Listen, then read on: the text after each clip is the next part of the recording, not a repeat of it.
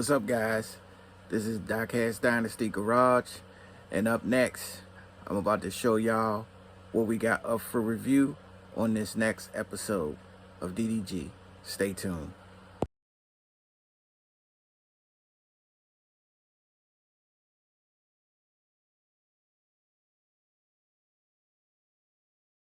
Even when you feel low, you can still go. Even when you feel slow, you can still go. Even when there's no hope, you can still go. I never answer to no, man, I still go. Go, go, go, go, go, go. Okay, guys, welcome back to the channel. If you haven't subscribed already, go ahead and hit that subscribe button. Also hit that like button and turn on your post notifications so that whenever I drop a fresh upload, you guys will be the first to see it. Now, you already seen what the title is. We are talking about the Aston Martin Valkyrie AMR Pro. So we have the regular one and then we have the Pro. Now, fortunately, AliExpress had the AMR Pro. So let's take a look at this cool car.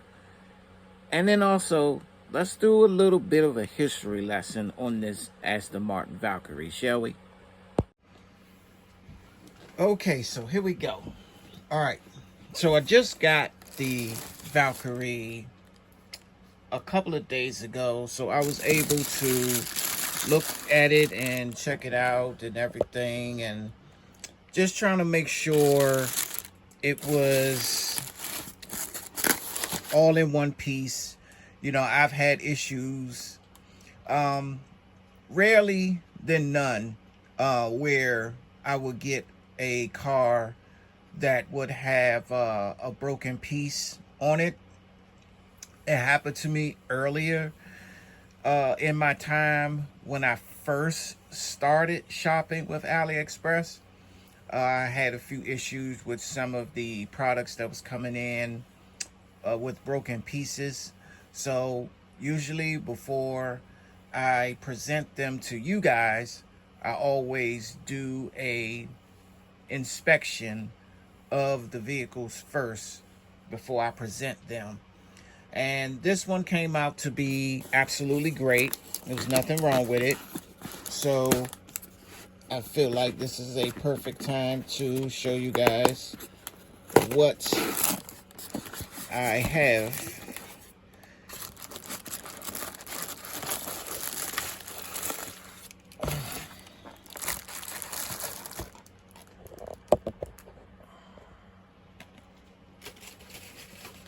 Okay.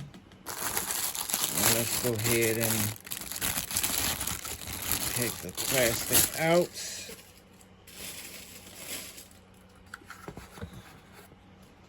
And here we go. So let's see if I can get you guys a little bit closer.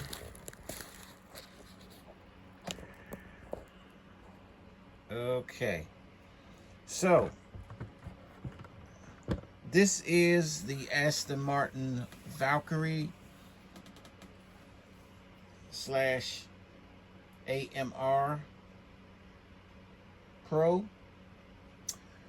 So before we dig into what this looks like from AliExpress perspective, let's do a little bit of a history lesson on the Valkyrie and how it came about. So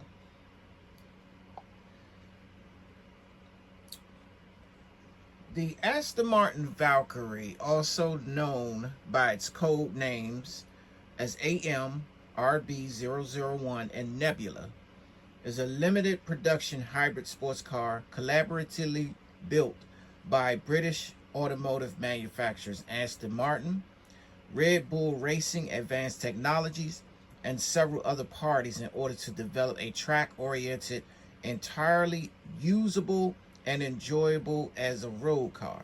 Okay, conceived by Adrian Newey, Andy Palmer, Christian Horner, and Simon Sproul. Newey, who was Red Bull Racing's chief technical officer at the time, contributed directly to the design of this car. And as you can see from the graphics here that I'm about to show you, you're going to see all the different Aston Martin Valkyries, including the one you see right here on display. So let's go to the AMR, which is the subject matter. Now, this is not the regular Valkyrie. This one is the AMR. So this is not the road car right here. This is the one that is track focused. So this is only track. The Aston Martin Valkyrie AMR Pro is a track-only hypercar with 1,000 horsepower, a 6.5-liter naturally aspirated V12, a 7-speed transmission, and rear-wheel drive. Its key features include a 380mm long wheelbase, more aggressive aerodynamics, and the removal of hybrid systems and road-going amenities for a lighter track-focused design. It is built for extreme performance, capable of generating high G-forces during cornering and braking. So, as I said, this car has a 6.5-liter naturally aspirated Cosworth-built V12, okay?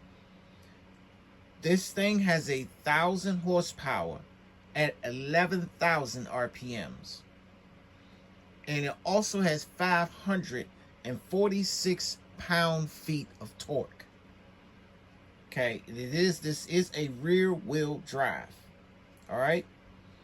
So, because this is a track only,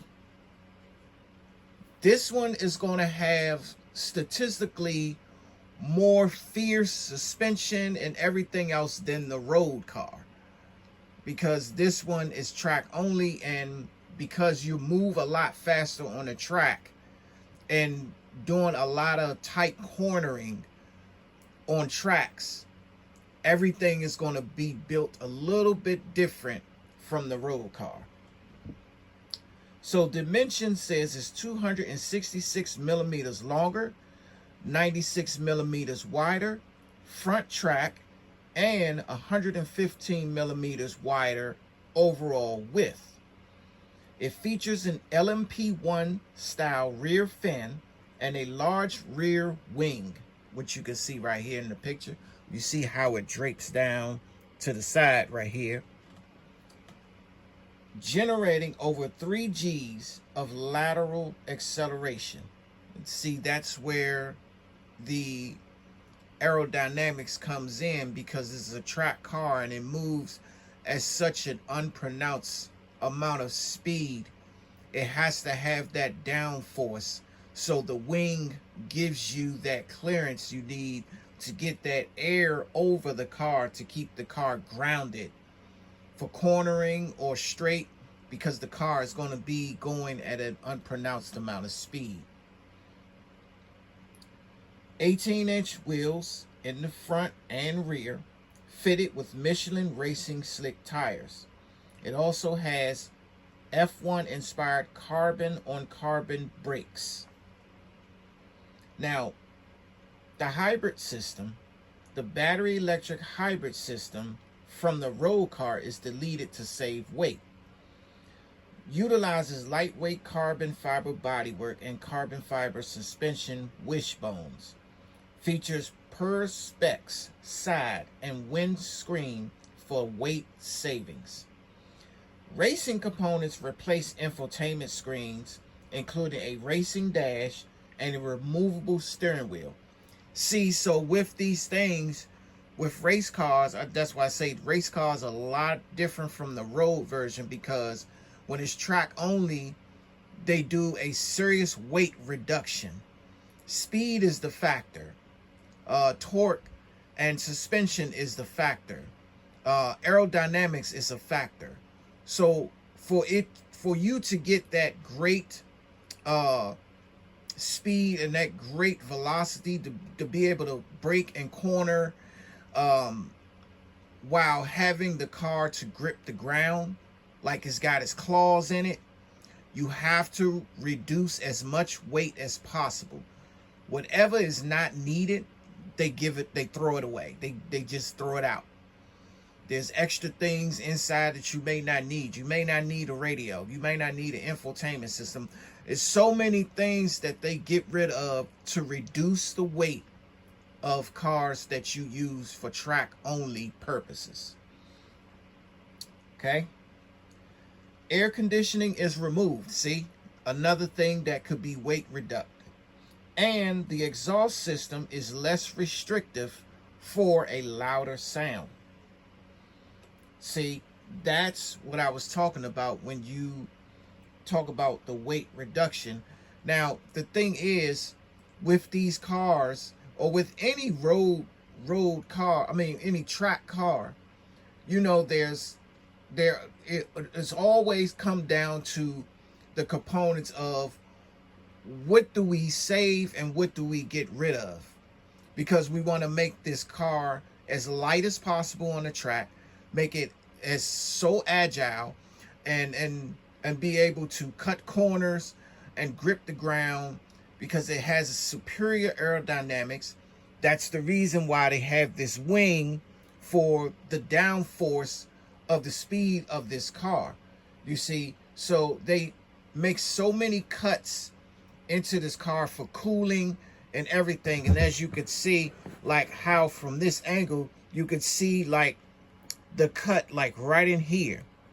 That part right there just takes the air, and the air just breezes right on through these two areas here to keep this car grounded. As you can see, the front clip on this car even has something to where the air will strictly flow over to the top of the car, and with the spoiler in the back, it just drags upward to give it that downforce. So when that car is moving the way it moves on the track, it has no way of lifting the car off the ground. It'll have that superior suspension and the aerodynamics and everything it needs to be able to be a speedy track car, while also eliminating things you don't need, like radios and air conditioning and this and extra seats and blah, blah, blah. There's a lot of extra things that they look at and say, do we need this? No. You know, a lot of that stuff gets eliminated because they want to keep the car as lightweight as possible, especially when it's a track-only car. Now, there's a difference when you have the road version. The road version is not going to be as fast because it's not built for tracks. It's not built for track specs. The track version is always going to be different from the road version. You see, so with the road version, you're going to have the entertainment system. You're going to have the air conditioning. You see, you're going to have all of that. That's extra weight, which means the car's not going to be as fast as the track version. So the thing about that is you have to take an account when you are driving a track version car over a road version car. There's a big difference. So with the Valkyrie, there's a lot of elimination of a process of things, and I like the design, the overall design of the Valkyrie. To be honest with you, I like the overall design and the look of it. I think it's a pretty cool design, especially for something that is going to be track worthy. When you look at this Valkyrie, I mean, look at this. They say there's 18-inch wheels. Like, I like the design of those wheels right there. Like, it pretty much covers like the entire rim. Like, you can barely see in there, you know. And then look at this front clip on there. Let's look at it from the side. Like, look how it sticks out right there, right up under that car. And then when you turn it to the front, I mean, just look at that width. Like, I mean, that is just so cool. And then now let's look at it from an overhead view. Just check out how far it sticks out from the front of this car. You see, all of this is needed for aerodynamic purposes only, to be able to keep this car on the ground while being able to go around corners, going straight, because it all bases on the tracks that you take it on and everything.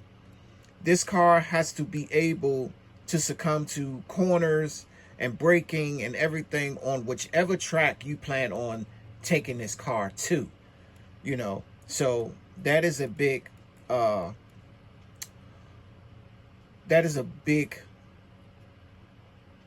concern that you have to have with track cars over road cars specifically. You know, you just have to be able to have these cars to be able to be capable of accomplishing those goals of getting around that track and being able to cover all the corners and braking and suspension and all of that stuff, you know. But you see the cuts in the top of this car? Like, look at those cuts.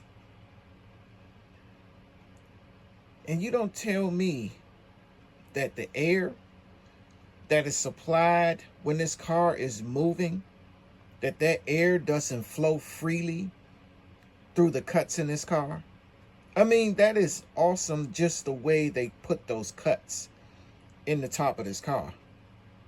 That is specifically designed to keep the car cool, but also to keep the airflow and aerodynamics on this car, for this car to be able to stay put to the ground,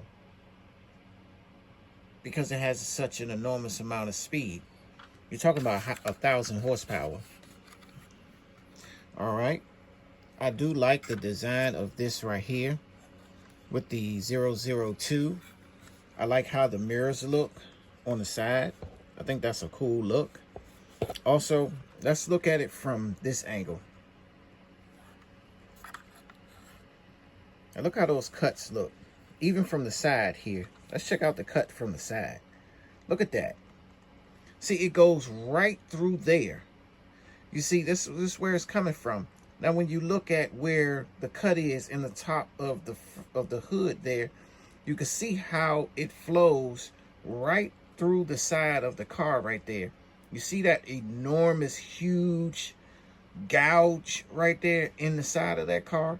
That's where all that airflow is going, you know. And then see the placement of the mirror. Like, I love the placement of the mirror and how cool that mirror looks. That is cool. I like the way the mirror looks on this Valkyrie. And let's see. You also have this part that opens up. So pretty much, to get into a track car like this, you can actually see from this vantage point what it's going to take for you to be able to get into this. You see, because it doesn't open all the way up. As you can see, it only has a little slot right there, which means you're going to have to get up onto the car around the side, and your feet has to go in first, and then you have to slide the rest of your body in to get into the car, as you can see, because that's not a big hole to be able to get in. So, you know, you would have to really slide your body in feet first, and then guide yourself all the way in. And then once you're able to slide in, then you can shut it, you know. Okay, and I like this back part right here. I actually like this piece right here in the middle. I think that is a cool added piece, a cool addition to it. And what you can see under here, that is the engine. So that is your V12 right there. It's not detailed. I wish it was. I wish it was actually more detailed so that you can actually see it. What I may do is I may wind up looking to see if they have an actual picture of this engine in true form, and if they do, I'm going to go ahead and actually detail paint the engine back here so that it can be seen more, because I think that part actually should have been more detailed than what they're showing here.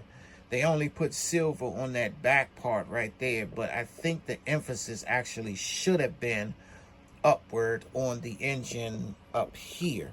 This is where the attention and detail actually should have been. But they didn't do that, so that will be something that I will look forward to doing.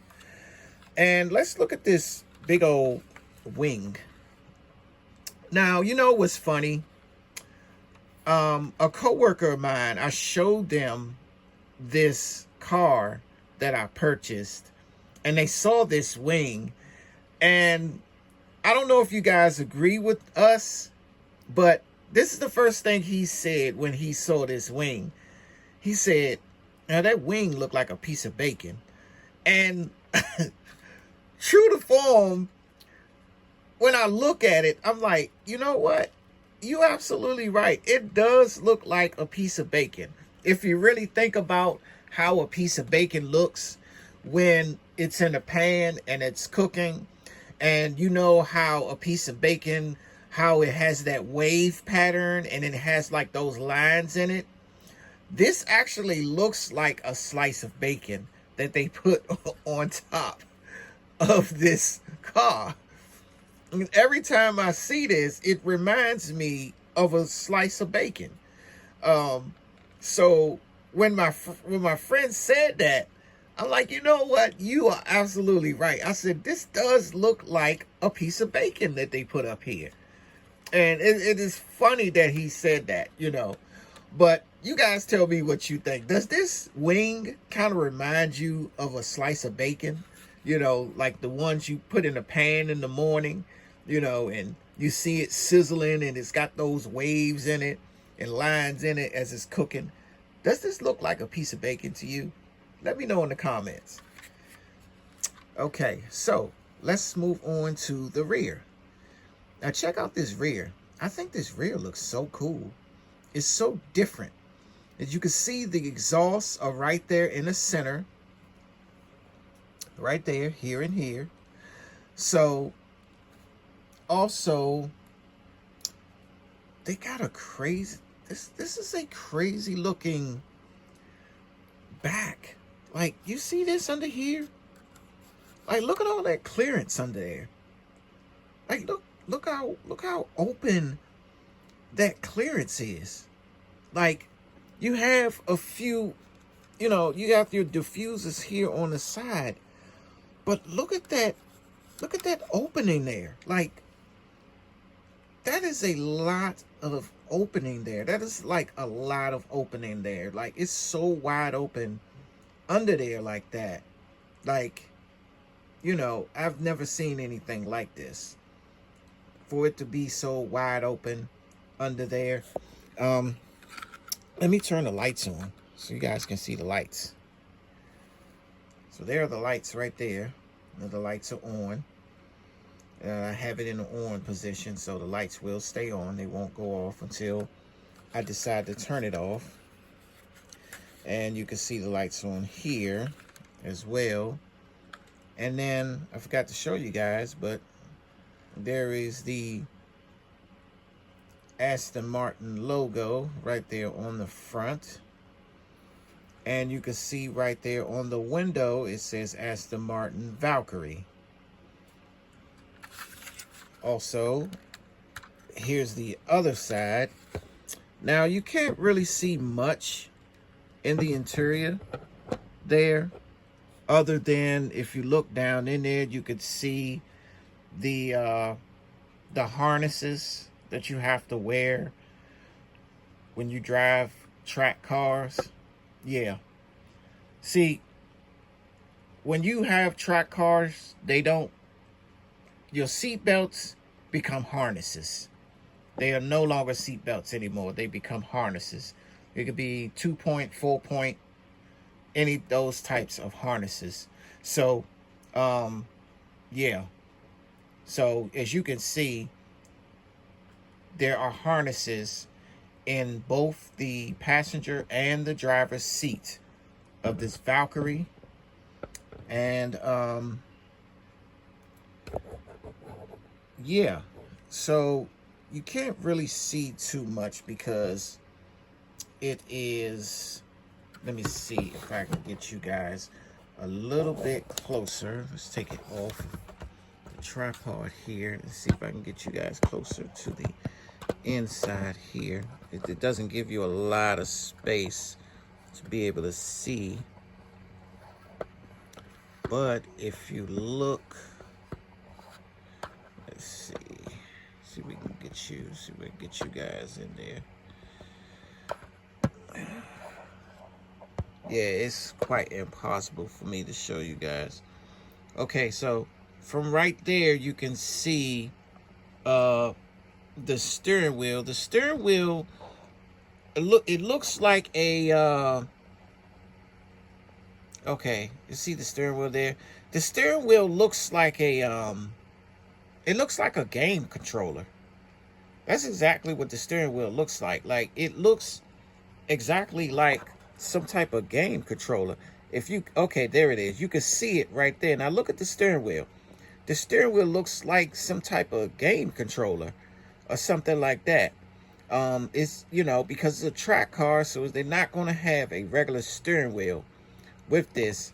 Plus, that steering wheel is also removable. I'm not saying it's removable in this particular model, but they did say that the track car has a removable steering wheel.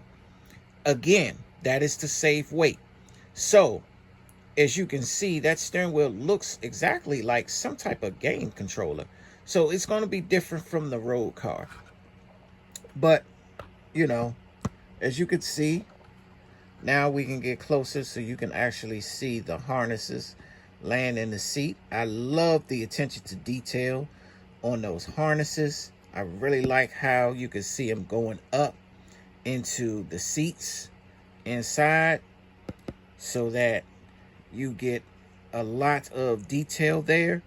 I love that detail to those harnesses there. But that is the Aston Martin Valkyrie there. And like I said, it is a true track car at 1,000 horsepower. You know, to be able to create something like this with absolute detail. Like I said, they left something out in other areas, like I feel like the engine should have been a little more detailed. But I think other than that, I really like the design of this Valkyrie ARM Pro. And I like the color. I love the lime green. If y'all seen in the pictures earlier that I showed, you also saw this particular one on there. And it was lime green. So, yeah, this is the Aston Martin Valkyrie. You know, it's not going to be a whole lot to see on a track car because, you know, like I said, they reduce a lot of the weight. So they take away a lot of the features that a track car has. It's only built for speed. So you're going to only have but so much inside of a track car. But this is my purchase from AliExpress, my Aston Martin Valkyrie AMR Pro. So Guys, I hope you had an opportunity to see the Aston Martin Valkyrie. In my mind, I believe it's a beautiful car. I like the color. I like the whole design. I like the aerodynamics. I believe that they, like I said, I think more attention should have been on the engine. If you wanted to do detail, I think they should have done that. But other than that, I like everything they did to this. The overall design, the color, the look, the wheels, everything. Even the way the mirrors look on the fenders, like, yeah, like I like it all. You know, just in the rear view, the way they just got the space going up under the car, you know, that's completely insane. And I think probably the most insane thing that I've seen on this car is those cuts in the engine. I mean, no, not in the engine, but the cuts in the hood on the front, which, you know, takes it all the way down through the side of the car. I think that design is so insane. But I like it though. And I mean, and it's so cool, you know. But anyway, you guys let me know in the comments what you thought about the Aston Martin Valkyrie AMR Pro. Okay, I don't know if AliExpress is going to make a road version of this car, but we definitely got the track version of this Valkyrie.